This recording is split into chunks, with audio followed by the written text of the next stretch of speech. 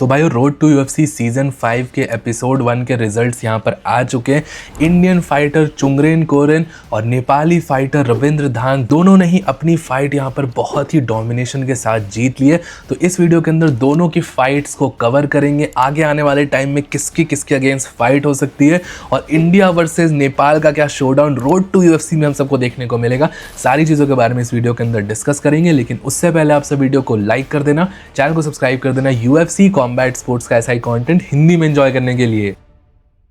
तो भाइयों जिन्हें नहीं पता, आज रोड टू यूएफसी सीजन 5 का फर्स्ट एपिसोड यहाँ पर लाइव हुआ था। और रोड टू यूएफसी वही टूर्नामेंट है जिसमें इंडिया और इंडिया की जितनी नेबरिंग कंट्रीज है, चाइना, जापान और सारे से जो टॉप फाइटर्स आते हैं वो आपस में compete करते हैं यूएफसी कॉन्ट्रैक्ट के लिए। और इसके बैंटम वेट ब्रैकेट के अंदर भाइयों दो फाइटर्स फाइट कर रहे थे। एक इंडियन फाइटर चुंगरेन कोरेन था और एक नेपाली फाइटर रविंद्र धांग। और भाइयों अपने इन दोनों ही फाइटर्स ने यहाँ पर बहुत तगड़ा परफॉर्मेंस दिखाया। सबसे पहले बात करते हैं यहाँ पर इंडियन फाइटर चुंगरेन कोरेन की फाइट के बारे में। जिन्हें नहीं पता भाइयों, चुंगरेन कोरेन की जो रोड टू यूएफसी की जर्नी है वो इस सीजन से स्टार्ट नहीं हुई है, वो लास्ट सीजन ही स्टार्ट हो चुकी थी। सीजन 4 में ही चुंगरेन कोरेन का यहाँ पे सिलेक्शन हुआ था रोड टू यूएफसी के लिए, लेकिन उस सीजन रोड टू यूएफसी के अंदर वो compete नहीं कर पाए थे क्योंकि उनके कॉन्ट्रैक्ट इश्यूज चल रहे थे और उसके कारण उस सीजन उनका यहाँ पर अपॉर्चुनिटी मिस हो गई थी। But road to UFC season 5 के अंदर उनको एज अ बैकअप फाइटर लिया गया था। अब भाइयों ये कहीं ना कहीं चुंगरेन कोरेन का लक भी है और लक भी उसी को साथ देता है भाइयों जो यहाँ पर अपनी पूरी तरीके से लगा रहता है और अपनी आपको पूरी तरीके से स्पोर्ट के लिए झोंक देता है। और कहीं ना कहीं लक यहाँ पर काम आया। चुंगरेन कोरेन यहाँ पर एज अ बैकअप फाइटर थे, फिर एक अपोनेंट इंजर्ड हुआ यहाँ पर और उसके जगह पे यहाँ पे चुंगरेन कोरेन को डाला गया और चुंगरेन कोरेन की यहाँ पर फाइट हुई रियो मियागुची के अगेंस्ट। और इस फाइट के अंदर जो कोरेन ने परफॉर्मेंस दिखाई है भाइयों, यहाँ पर दिखाते हैं कि इंडियन फाइटर्स कितने हाई लेवल पे जा सकते हैं। और मेरा तो ऐसा मानना है कि जो टॉप के फाइटर्स हैं यहाँ पर इंडिया के, अगर उनको सही तरीके की अपॉर्चुनिटी मिलेगी, सही फाइटर्स को सही अपॉर्चुनिटीज पे भेजा जाएगा, तो डेफिनेटली ऐसी ही परफॉर्मेंसेस निकल के आएगी। फाइट के बारे में बात करें तो राउंड 1 में बहुत अच्छा स्टार्ट करा, दोनों फाइटर्स ही अच्छा कर रहे थे। उसमें स्ट्राइकिंग में एक एज दिख रही थी मियागुची के ऊपर, लेकिन भाइयों चुंगरेन कोरेन अपनी ग्राउंड फाइटिंग के लिए जाने जाता है। एज अ रेसलर उनका फाइटिंग बेस है और उन्होंने दिखाया, एक बार उन्होंने हैंड्स लॉक करे यहाँ पर मियागुची के ऊपर, तब फिर उसको जाने नहीं दिया, पूरे राउंड उसको कंट्रोल करके रखा। हालांकि कोई सक्सेसफुल टेक डाउन नहीं कर पाए वो, बट कंट्रोल करके रखा। और वो जो इंटेंस प्रेशर था, वो जो हैवी प्रेशर था चुंगरेन कोरेन का, उसी ने कहीं ना कहीं रियो मियागुची को टायर आउट करा। राउंड 2 के अंदर भी 3 लगातार वाइल्ड लेफ्ट हैंड्स थ्रो करे यहाँ पर चुंगरेन कोरेन ने और उससे कहीं ना कहीं डिस्ट्रैक्टेड हुआ मियागुची। फिर एक स्ट्रेट राइट हैंड थ्रो करा, उससे रैटल हुआ और फिर अगले लेफ्ट हैंड के साथ यहाँ पर मियागुची को पहले नॉकडाउन करा। एक रेसलर ने पहले यहाँ पर एक स्ट्राइकिंग बेस फाइटर को नॉकडाउन करा, फिर उस नॉकडाउन के बाद कैपिटलाइज करा चुंगरेन कोरेन ने और चुंगरेन कोरेन ने फिर यहाँ पर एक रियर नेकेड चोक लगाया और उससे यहाँ पर सबमिशन विक्ट्री स्कोर करी। राउंड 2 के 4th मिनट में यहाँ पे चुंगरेन कोरेन ने रियो मियागुची को सबमिट करके रोड टू यूएफसी का ओपनिंग राउंड जीत लिया है। और भाइयों चुंगरेन भाई अब इस फाइट के बाद इस टूर्नामेंट के सेमीफाइनल्स में जा चुके हैं। और भाइयों अब बहुत बड़ा सवाल यहाँ पर ये निकल के आता है कि चुंगरेन कोरेन की सेमीफाइनल्स में किसके अगेंस्ट फाइट होने वाली है। तो चुंगरेन कोरेन की सेमीफाइनल्स में फाइट होगी जापानीज फाइटर रियो ताजिमा के अगेंस्ट। उसकी भी फाइट इसी टूर्नामेंट में यहाँ पर हुई थी और उसने भी अपनी फाइट स्प्लिट डिसीजन विक्ट्री से जीत के चाइनीज फाइटर को हराया। और रियो ताजिमा वर्सेस चुंगरेन कोरेन की फाइट यहाँ पे सेमीफाइनल्स में होने वाली है। अब ये क्वेश्चन रहेगा कि सेमीफाइनल्स कब होंगे इस टूर्नामेंट के, तो आप सिर्फ 3 से 4 महीने बाद एक्सपेक्ट कर सकते हो। अगस्त सितंबर के अराउंड यहाँ पर, अगस्त एंड या सितंबर स्टार्टिंग में यहाँ पर रोड टू यूएफसी सीजन 5 का सेमीफाइनल बाउट्स यहाँ पे स्टार्ट होंगे। और मैं भाइयों पर्सनली बहुत ज्यादा एक्साइटेड हूँ और बहुत बड़ा कॉन्ग्रेचुलेशन चुंगरेन कोरेन, उनकी पूरी टीम और इंडियन एमएमए कम्युनिटी को, क्योंकि भाइयों ये जो विक्ट्री थी ना, ये बहुत टाइम से लॉन्ग ओवरड्यू थी। क्योंकि पिछले 1-1.5 साल में जो इंडियन एमएमए फाइटर्स और इंडियन एमएमए कम्युनिटी का जो स्लैंडर हुआ है, अपने खुद के लोगों ने ही यहाँ पर विश्वास करना छोड़ दिया था अपने फाइटर्स के ऊपर।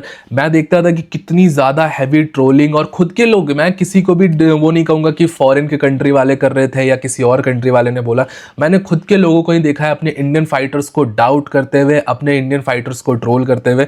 तो मैं भाइयों यही चीज़ कहूँगा कि हर चीज़ों का टाइम आता है, साइकिलिंग चीज़ें चलती रहती है। कभी टाइम अच्छा जाता है फाइटर्स का, कभी टाइम बुरा जाता है, कभी फिर अच्छा भी निकल के आता है। जैसे अभी विक्ट्रीज आई है, लाइंड अप विक्ट्रीज निकल निकल के आई है। पिछले 6 महीने से बहुत अच्छी परफॉर्मेंसेस जारी है इंडियन एमएमए फाइटर्स की भी। ओवैस याकूब ने इतनी अच्छी विक्ट्री निकाली, लास्ट ईयर निरंजन सिंह ने अच्छी विक्ट्री निकाली एमएमए के अंदर। तो टाइम भाइयों एक जैसा नहीं होता है, और जो फैंस यहाँ पर होप हार चुके हैं कि इंडियन फाइटर्स तो कभी कंपीट ही नहीं कर सकते, भाइयों ऐसा बिल्कुल भी नहीं है। अच्छी अपॉर्चुनिटीज, अच्छी तरीके से ट्रेनिंग, अच्छी फैसिलिटीज मिलेगी तो क्यों नहीं फाइट कर सकते। अपने इंडियन फाइटर्स भी हाई लेवल पे परफॉर्म क्यों नहीं कर सकेंगे यार, अच्छी अपॉर्चुनिटीज, अच्छी फैसिलिटीज मिलेगी तो भाइयों मेरी रिक्वेस्ट भाइयों आप सबसे यही रहेगी कि फाइटर्स और कम्युनिटी के साथ थिक एंड थिन में भी जुड़े रहो। जैसी भी सिचुएशन रही, कभी ऐसा होप मत हारो कि अपने फाइटर्स ही वीक है, अपने फाइटर्स ही खराब है, ऐसा कुछ हो ही नहीं सकता। दागिस्तान हो, ब्राजील हो, अमेरिका हो, जो भी पावर हाउस है आज के टाइम पे एमएमए के अंदर, सबकी स्टार्टिंग कहीं से हुई है। अपना इंडिया भी अभी स्टार्ट कर रहा है। एमएमए एक बहुत नया गेम है, और जैसे जैसे मिक्स मार्शल आर्ट्स और डेवलप होगा और जनरेशन ऑफ फाइटर्स आएंगे तो डेफिनेटली अच्छी परफॉर्मेंसेस भी निकल के आएगी। अब ये तो रही बात भाइयों यहाँ पर इंडियन फाइटर चुंगरेन कोरेन के बारे में। अब बात करते हैं नेपाली फाइटर जो इसमें फाइट कर रहा था, रविंद्र धांत। फर्स्ट टाइम कोई Nepali fighter road to UFC या लेट अलोन किसी भी यूएफसी या बड़े एमएमए स्टेज पे देखने को हम सबको मिला। रविंद्र धांत ने इससे पहले काफी सारे बड़े बड़े ऑर्गेनाइजेशंस में फाइट कर रखी है, और इस टाइम पर ऐसा माना जाता है नेपाल का one of the most hottest and rising prospect है एमएमए के अंदर रविंद्र धांत। और सिमिलर तरीके की इसने परफॉर्मेंस यहाँ पर निकाल के दी। ऑब्वियसली प्रेशर बहुत ज्यादा होगा, पूरी कंट्री, पूरी नेपाल, इंडिया से भी इतने सारे सपोर्टर्स, सबकी नजरें यहाँ पर रविंद्र धांत पे थी कि वो कैसी परफॉर्मेंस निकाल के देंगे रोड टू यूएफसी में, जब उनको यहाँ पे ब्राइट लाइट्स के अंदर डाला जाएगा। बहुत अच्छी परफॉर्मेंस, जैसा मैंने एनालिसिस वीडियो के अंदर बोला था, इस बंदे के जो पर्सनैलिटी है और जिस मेंटालिटी के साथ ये गेम में आता है, कभी भी पैनिक नहीं करता है, अपने गेम प्लान पे स्टिक ऑन रहता है। रविंद्र धांत इस फाइट के अंदर एक अग्रेसिव गेम प्लान लेके आए थे। 1 इंच भी उन्होंने बैक मूव नहीं करा है, पूरी तरीके से प्रेस प्रेस प्रेस करा है यहाँ पर किम्बर्ट एलेंटोजन को। और इवन दो एक शॉर्ट नोटिस फाइट थी भाइयों, किम्बर्ट एलेंटोजन बहुत तगड़ा फाइटर था, बहुत अच्छी टक्कर दी उसने यहाँ पर फर्स्ट राउंड के अंदर रविंद्र धांत को, टेक डाउन नहीं होने दिया, टेक डाउन स्टफ करा। लेकिन भाइयों जैसा मैंने आप सबको बोला था कि ये फाइटर रुकता नहीं है। रविंद्र धांत की मेंटालिटी ऐसी है, वो अगर वो सोच के आया है कि उसको उस तरीके से फाइट करनी है, उसको ग्राउंड पे फाइट ले जानी है, वो किसी न किसी तरीके से वे आउट निकालेगा। वो अपने गेम प्लान को अबैंडन करके पैनिक करने वाला फाइटर नहीं है वो। और सिमिलर तरीके से उसने एलेंटोजन को सेकंड राउंड में टेक डाउन करा। और मैंने आप सबको एनालिसिस वीडियो में फिर से बताया था कि इसका ग्राउंड एंड पाउंड बहुत विशियस है। कि रविंद्र धांत का ग्राउंड एंड पाउंड, वो सिर्फ अगर किसी को टेक डाउन करके होल्ड नहीं करता है, उसमें वो डैमेज इन्फ्लिक्ट करता है। चुंगरेन कोरेन के साथ जो लास्ट फाइट हुई थी रविंद्र धांत की, उस टाइम पर ही चुंगरेन कोरेन का फेस आप देख सकते हो एंड में कितना ज्यादा डैमेज करा था। उस टाइम ही मैं समझ गया था कि इस फाइटर पे ग्राउंड एंड पाउंड एबिलिटीज बहुत अच्छी है। और ग्राउंड एंड पाउंड करके ही रविंद्र धांत ने किम्बर्ट एलेंटोजन को यहाँ पर फिनिश कर दिया टीकेओ से। और इसी के साथ भाई रविंद्र धांत भी सेमीफाइनल्स में प्रोसीड करते हैं इस टूर्नामेंट के। उनकी भी सेमीफाइनल्स के अंदर यहाँ पर फाइट होने वाली है।